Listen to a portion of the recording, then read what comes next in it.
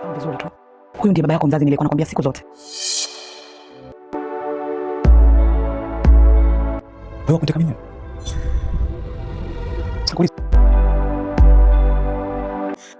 Okay, numbers. Basi sawa. Last Chance imezidi kupamba moto kweli kweli. Aisee, kuna matukio makubwa na siri nzito katika tamthilia yetu pendwa kabisa ya Last Chance. Matukio ambayo yalifichwa kutoka episode inapoanza hadi sasa. Leo ndiyo maana halisi ya Last Chance imekwenda kuonekana. Aisee, Shakul ambaye ni babake Chike amegonganisha vichwa kweli kweli. Lakini bado hata kwa upande wa mwamba ambaye anaitwa Lecture Duma ameweza kuachishwa kazi. Ni kipi ambacho kimemsababisha Lecture Duma aweze kuachishwa kazi? Endelea kuambatana nami. Nikukumbushe tu kabla tukiendelea, usiweze kusahau kugusa neno ambalo limeandikwa subscribe hapo chini ili uweze kuwa mwanafamilia wa Chinga Media, lakini pia uweze kuwa mwanafamilia wetu pendwa kabisa Zeri Top, lekepu za Kiswahili kabisa kutoka hapa hapa nyumbani. Sasa hali ya Mwalimu Kaduma baada ya kupokea simu, ameambiwa na mkuu wa chuo, yani Vice Chancellor mwenyewe wa chuo, anamwambia kwamba Teacher Duma, baada ya kuonekana kwamba unatumia nguvu yako ya elimu au nguvu yako ya ukufunzi kwa raghai wanafunzi kwa kutaka kujamiana nao au kwa kuwafosi na masuala mengine ya kimapenzi, kuanzia leo kazi hauna. Na ikumbuke hii ni michezo kabisa michafu ya huyu Recha ambaye anafahamika kwa jina la Duma. Michezo hii imeanza muda toka episode inapoanza ya kwanza kabisa ya Last Chance. Hii ndio michezo ya huyu Recha ambaye anafahamika kwa jina la Duma. Ametembea na wanafunzi wengi sana wa chuo. Mwisho wa siku amewapatia hata malazi ya virusi vya ukimwi, yani VVU. Sasa leo hana kazi, amepoteza kutokana na tamaa tu ya mapenzi. Lakini licha tu kupoteza kazi, amepoteza kitu muhimu katika maisha yake. Mke wake amegundua ukweli kwamba ametembea na mdogo wake, yani mke wa Lecture Duma. Mdogo wake ambaye amemfuata tumbo moja ametembea na mume wake ambaye anafahamika kwa jina la Lecture Duma. Baada ya kugundua ukweli huo, mke wa Lecture Duma amesema kwamba siwezi kukuvumilia. Mke wake wa Lecture Duma amesema siwezi kukuvumilia, ondoka kwangu. Yani amepoteza kazi, wakati huo huo pia amepoteza ndoa yake. Hii ndo penzi kitovu cha uzembe, kile ambacho tumejifunza darasani, yani Ngoswe penzi kitovu cha uzembe. Sasa ya leo ni Duma penzi kitovu cha uzembe. Amekosa mke, lakini pia amekosa kazi. Lakini tukienda katika familia ya Shakul, yani babake Chike, hapa ndipo nilipokuambia kwamba malazi yamekwenda kuwaumbua wote familia hii. Baada ya kuficha kwa kiasi kikubwa kwa kipindi kirefu sana, lakini leo ukweli wote unakwenda kuthibitika. Ukweli ambao ulijificha kutoka episode ya kwanza hadi leo episode hii, ukweli umekwenda kuonekana. Hasa hapa unaona kabisa kuna watu hapa Sabrina wamesimama. Unawaona kuna askari wa upelelezi ambaye anafahamika kwa jina la Leila ambao amevalia suti nyeusi, lakini kuna mama huyu hapa ambaye unamuona amevalia gauni lina maua hivi, au lina rangi mbili, rangi nyeusi lakini pia lina rangi nyeupe. Huyo ni mamake Nicole. Lakini pia kuna mama huyo ambaye ni bonge kidogo, unamuona pembeni ya Chike. Huyo ni mamake mzazi wa Chike, lakini pia ni unaweza kusema kwamba ni mke wa Lecture Duma, ambaye saizi Lecture Duma wameachana naye kutokana na tamaa za kimapenzi za Lecture Duma. Hasa hapa na kutafsiria kila mtu, afu tena taenda kwenye story. Lakini hapo unayemuona huyo brother ambaye amevaa t-shirt nyeusi anaitwa Chike mwenyewe Bwana Matata, lakini unayemwona mbele yake ni kakake Chike ambaye anaitwa Raj, lakini huyu ambaye amenyosha mikono juu ni mwamba kabisa ambaye anaitwa Shakul. Huyu Shakul ni babake Chike au babake Raj, yaani kwa lugha nyingine unaweza ukasema ni mume wa Nicole, lakini huyu aliyekaa ni Nicole mwenyewe. Sasa tunarudi kwenye story, najua umenielewa vizuri. Nikukumbushe tu, hawa waliovaa suti nyeusi ni usalama wa taifa, yaani au ni police force, yaani polisi ambao wanaweza wakatumwa kuja kufanya upelelezi kwenye nyumba yako, mwisho wa siku kugundua uchafu na madudu yote ambayo unayafanya. Sasa tunarudi kwenye story, tunaona kwamba huyu Chike yupo na kakake wanapiga story za kila siku. Mara ghafla mlango unagongwa. Katika kugongwa mlango anaingia huyu mama ambaye ni mke wa Lecture Kaduma au Lecture Duma mwenyewe. Anaingia. Baada ya kuingia, Chike kumbuka sebleni wapo yeye na kakake. Chike akaanza kumwambia, "Wewe umekuja kufanya nini? Mbona nishakutumia nikakuacha? Kwa nini umekuja hadi nyumbani?" Laji anamwambia, "Wewe ongea vizuri na mtu mzima huyo. Mbona unaongea hivyo?" Chike anajibu kwa kiburi. Anasema kwamba amekuja kunifuata tena. Amekubali show zangu. Kumbe huyu mama amekuja kwa jambo jingine kabisa. Lakini mara ghafla tunaona sasa Shakul ameshakuja, amekuja sebleni baada ya kuona kuna malumbano. Anakuja kumuona sasa huyo hapa mama ambaye ni mke wa Lecture Duma. Kumbe huyu mama anafahamiana vizuri sana na babake Chike. Babake Chike anamwambia, "Umekuja kufanya nini kwenye familia yangu?" Basi ikabidi huyu mama aseme kwamba, "Shakul, umefanya nitende dhambi ambayo sikutarajia kama ataweza kuifanya. Kutokana na kuto kuniweka karibu na mtoto wangu, umesababisha mpaka nimetembea na mtoto wangu ambaye ni Chike." Chike anaanza kutahamaki kusema kwamba amefanya kosa gani, amefanya ujinga gani. Kumbe Chike ndo anakuja kugundua kwamba huyu aliyetembea naye mshangazi ni mamake mzazi.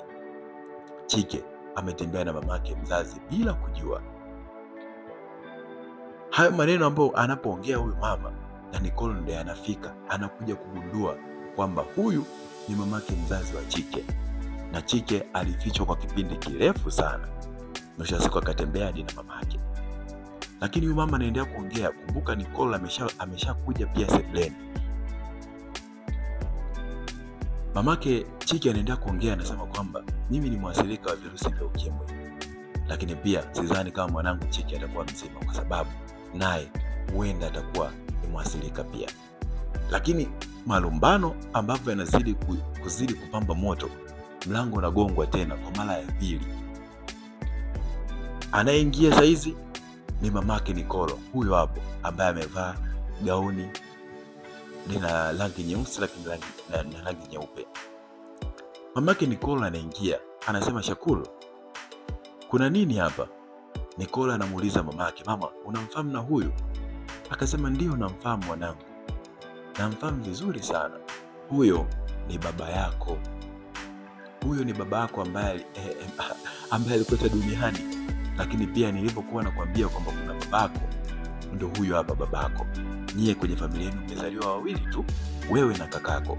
Sasa huyu ni babako mzazi." Nicole anashangaa, imekuaje yeye alikuwa anatembea na babake bila kujua. Mamake akamwambia, "Nicole, mbona unashangaa sana? Kuna shida gani? Au unataka kuniambia ujauzito ni wa huyo?" Nicole anasema, "Ndio mama, ujauzito ni wa huyu." Yaani baba Chike ametembea na mtoto wake bila kujua. Kosa moja ambalo alilifanya ni kutambulishana huyu ni nani na huyu ni nani, ili kila mtu afahamu mipaka yake. Kila mtu akabaki anashangaa sasa. Lakini wanavyozidi kushangaa, ikabidi mwanadada Nicole akae kwenye kocha amechanganyikiwa, anasema, "Mama, naomba niongee ukweli. Naomba nitubu siku ya leo. Tulipoenda hospitalini tukaenda kupima kutokana na ujauzito wangu, nikaambiwa mimi ni mwathirika wa virusi vya ukimwi.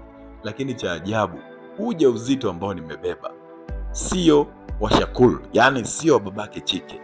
Ujauzito ni wa Chike mwenyewe. Yaani hii familia ina laana vibaya mno. Yaani ujauzito ni wa Chike, yaani ujauzito wa mtoto, yaani maanake mtoto alikuwa anatembea na mama wa kambo, lakini pia na baba mwenyewe alikuwa anatembea na mtoto wake. Aisee, sijui umenielewa vizuri? Nimekuelewesha vizuri mara ya kwanza ili ujue kabisa nikisimulia nisikuchanganye. Sasa hapa Raja anashangaa, kweli Chike umetembea na mama wa kambo hadi umempatia ujauzito? Yaani hapo kila mtu alikuwa anashangaa, na babake pia Shakul, ingawa ni mtu mwenye magenge ya ajabu kabisa, ni mafia kweli kweli, naye anashangaa baada ya kuona kiumbe ambacho amekileta duniani ambacho ni Chike kimekwenda kufanya mambo makubwa ambayo hata yeye hajawahi yafanya. Lakini wakati wanaendelea kutazamana na kushangaana, mlango unagongwa mara ya 3. Hii ndio maana last chance, nafasi ya mwisho ambayo haiwezi kujirudia tena. Kama ulifanya mabaya, basi ni mabaya mpaka milele. Kama mazuri, basi ni mazuri. Mlango unagongwa kwa mara ya 3. Nani anayeingia? Wanaoingia ni TIS, yani usalama wa taifa. Hawa wanaoingia ni TC, usalama wa taifa. Kumbe huyu dada ambaye anaitwa Leila alishatoroka baada ya kutekwa na babake Chike. Akamdanganya mlinzi ambaye alipewa lindo la kumlinda asiweze kutoroka, akamdanganya kama anataka kumpa utamu. Baada ya mlinzi kupagawa, akazani kwamba atapewa utamu, basi mlinzi akaenda hela madukani baada ya kupigwa risasi. Sasa hapa mwanadada akaweza kutoroka. Mwisho wa siku huyu mwanadada amekuja moja kwa moja kumwaresti, yani kumkamata huyu babake Chike, yani Shakul. Hawa ndo wameingia ndani. Sasa kila mtu anashangaa imekwaje. Mwanadada Leila akabidi aongee, aambia kwamba tunakukamata kutokana na kuhusika na magenge mabaya, magenge ya kihalifu ya kuuza baadhi ya viungo vya binadamu, lakini pia kumiliki silaha kinyume cha sheria. Yani wote anaanza kushangaa, babake Chike amekuwa mafia kiasi hiki. Lakini pia mwanadada kuitwa Leila anamwambia kwamba Chike upo chini ya ulinzi kwa sababu wewe ulisababisha kutekwa kwa Raji. Raji naye anashangaa, kumbe aliyeniteka ni Chike. Anashangaa, Chike wewe ndio uliniteka? Mbona nilikupenda sana mdogo wangu, wewe ndio uliniteka na ulinitesa? Chike hana cha kujibu. Chike anabaki ametulia tu. Bas mwanadada kuitwa Leila akasema kwamba kuanzia sasa mpo chini ya ulinzi. Wakampiga pingu babake kuitwa Chike, yani Shakul mwenyewe, lakini pia Chike mwenyewe akapiga pingu pia, akapigwa pingu. Wote wataenda kotini, yani mahakamani, kujibu mashtaka yao, kwa nini wanajihusisha na matendo machafu. Lakini hapa tunapata elimu kubwa sana. Elimu ambayo tunaipata ni kwamba wewe kama mzazi hakikisha usije ukafanya kosa ambalo Shakul amelifanya, yani babake Chike amelifanya. Lakini pia usije ukajaribu kufanya kosa ambalo mamake Chike, lakini pia mamake Nicole, ya kuto kuwatambulisha watoto wao kwa baba zao hata kama wameachana. Hii hata kwenye jamii, maisha ya kawaida yapo kabisa. Baba utakuta anatembea na wanaye bila kujua, mama anatembea na watoto wake bila kujua, kwa sababu ya kuto kutambulishana. Hata kama mmeachana, basi tumia dakika chache tu, mtoto angalau amjue baba kwa huyu ni baba. Hii ni dunia. Wahenga wanasema binadamu wanakutana lakini milima ikutani. Sasa hii imekuwa ni funzo, elimu tumeipata kuhusiana na tamthilia yetu pendwa kabisa ya Last Chance. Lakini pia napata wakati mgumu sana kuambia washabiki yetu ambaye alikuwa anatufuatilia kutoka mwanzo mpaka sasa, kukwambia kwamba Last Chance siku ya leo tumekwenda kuimaliza. Subiria Last Chance katika section 2 au katika season 2. Season 1 tumekwenda kuishia hapa. Lakini kama umetupenda na pia umeikubali Last Chance, naomba uchukue muda wako mchache tu kuweza kugusa neno ambalo limeandikwa subscribe, lakini pia kuweza kucomment kwa hiki kitu ambacho umekwenda kujifunza siku ya leo. Mimi ni Tiki Classic, Talented Master Genie. Hadi wakati mwingine, bye bye.